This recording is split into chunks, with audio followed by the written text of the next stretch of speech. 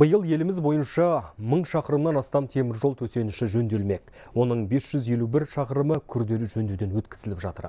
Темір жолшылар шойын жолдың сапасын жыл санап арттырамыз деп отыр. Бүгінде барлық жөндеу жұмысының 76% аяқталды. Жоспарлы жөндеу жұмыстары Жамбыл облысында да қарқынды іске асып жатыр.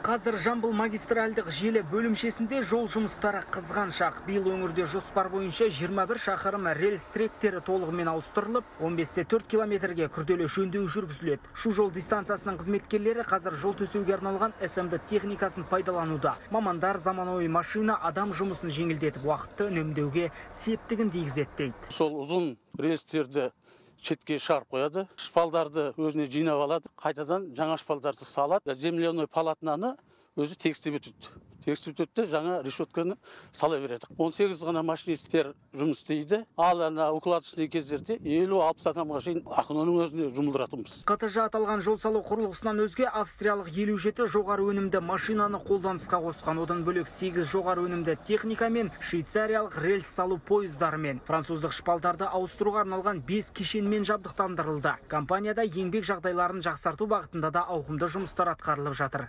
Жұмыскерлердің жаңағы әл-ауқаты бойынша өзіміздің КТЖ компанияның басшылары бар, өз тарапымыздан кәсіподақ ұйымы бірлесіп отырып жағдай жасауға. Бүгінде Шу жол дистанциясында 300-ден астам адам жұмыс істейді, оның ішінде 180-і жол жөндеуші.